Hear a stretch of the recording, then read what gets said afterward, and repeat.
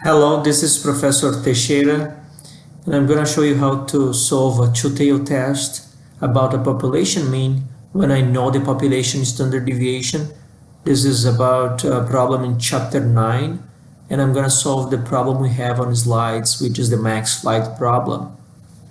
Just to remind you, the max flight problem is a problem where a company produces golf balls with a mean driving distance of 295 yards, and they have a quality control program which takes a sample of 50 balls to evaluate the manufacturing process. So the driving distance has to be 295, which means that our hypothesis test is that the ball is the driving distance, the mean driving distance is 295. If it is different than that, otherwise, then the process will be adjusted. So if it's different than 295, they have to stop the process. So the alternative hypothesis is that it's different than 295. So let's go to the Excel file, which is the Excel file called in class mean known, and this file was downloaded from OAKS under chapter 9. Okay, and we have two worksheets on this file.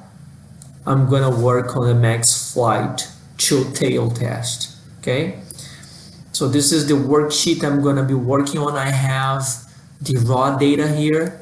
These are the yards for some balls that were tested by this company, and these are the piece of information we have to fill out to finish the test, to complete the test and figure out if we accept or reject the null hypothesis. So the first two fields, what I have to do is read the problem and complete here. So the population mean, the hypothesized mean, is given in the problem, and I read the problem to make sure that you understand that the mean driving distance hypothesized is 295 yards. So this is the population mean hypothesized, 295.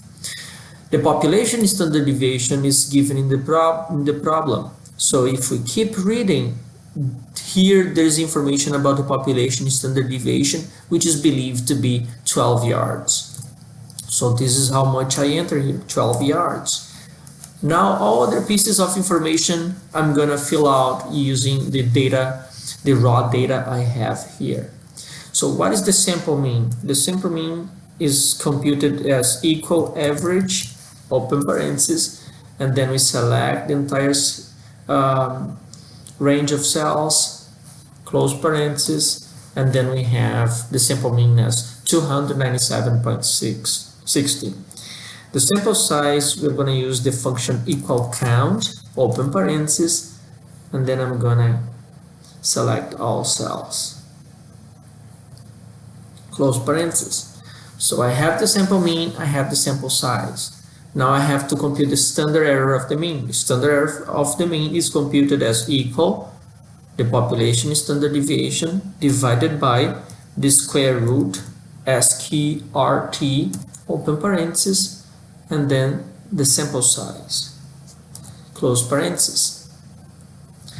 Okay, so I have this standard error. Now I can compute my test statistic, my z statistic. Okay, and I do that using the function standardize. So I type equal standardize, and then after doing that I open parentheses, and then the x value I'm gonna enter here, the first number, is the sample mean.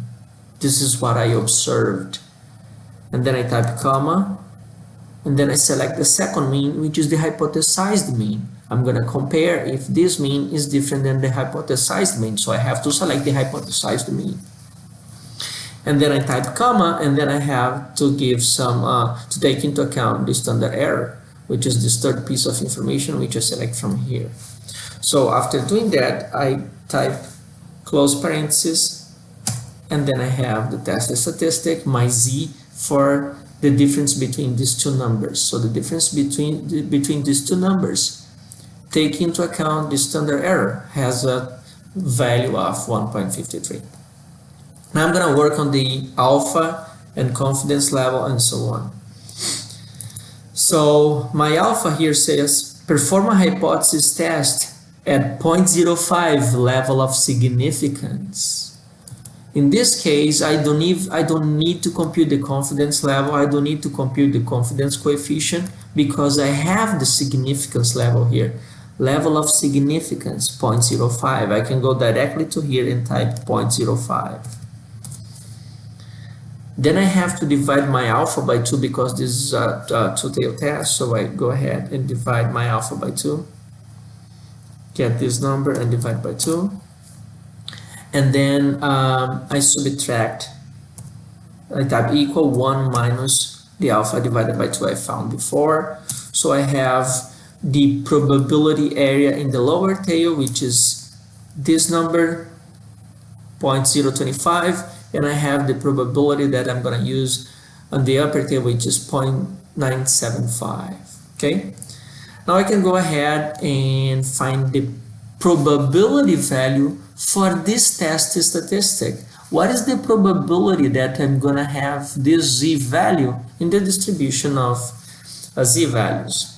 So this is an upper tail, two-tail test. So I'll go ahead and work on this thing here. So for the lower tail, the probability is going to be equal norm.s.dist,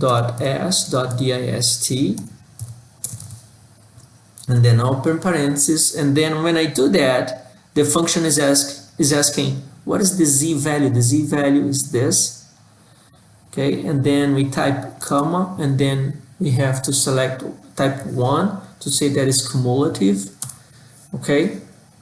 So this probability is to the left of this number, okay?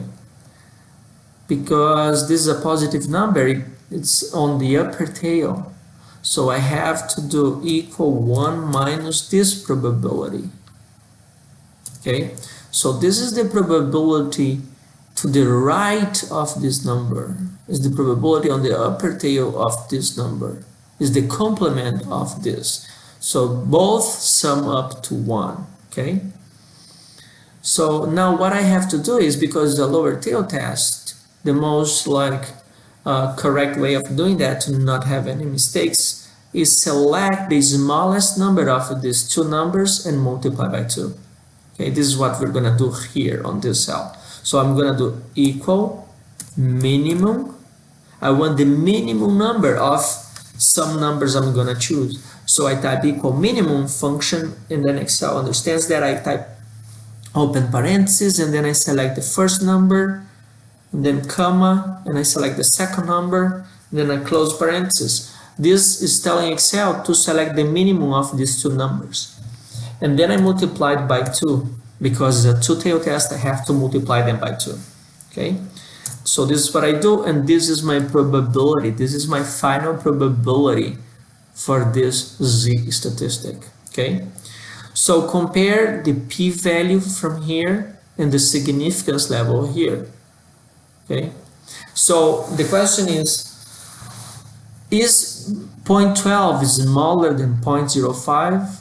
No, it is not smaller. If it is not smaller, I fail to reject the null hypothesis. I cannot reject the null hypothesis if this number is bigger than this number. Okay, so because this number is bigger than 0.05, I fail to reject the null hypothesis.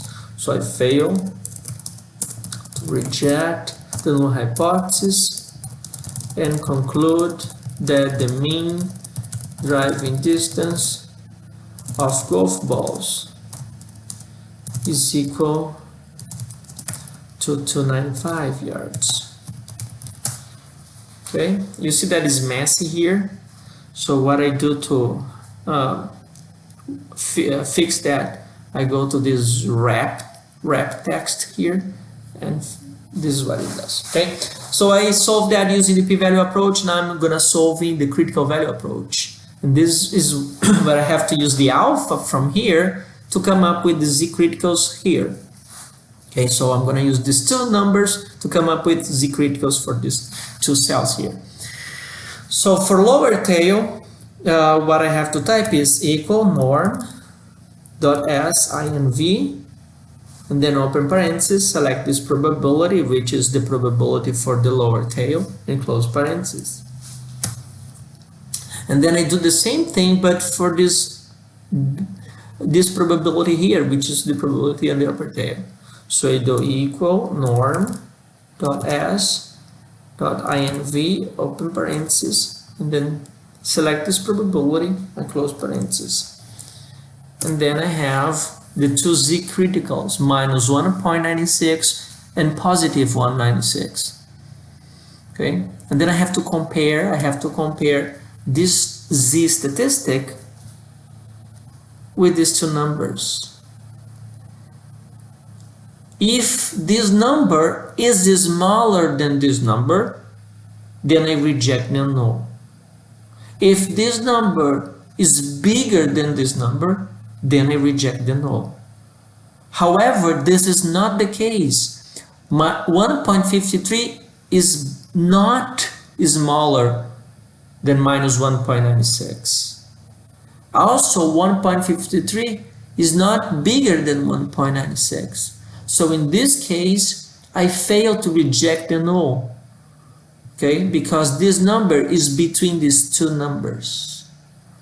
So I go ahead and fail to reject the null, fail to reject the null hypothesis, and conclude that the mean driving distance of golf balls is equal to 295 yards. Okay, you see that is messy here, so what I'm gonna do is fix this format. So I select this entire range of cells, okay, and then I go to merge and center, and you see that it's still messy. Then I go to wrap text, and this is what it is. Okay, so this is only formatting, but anyway, this is how you solve a two population hypothesis test when you know the population standard deviation. Okay.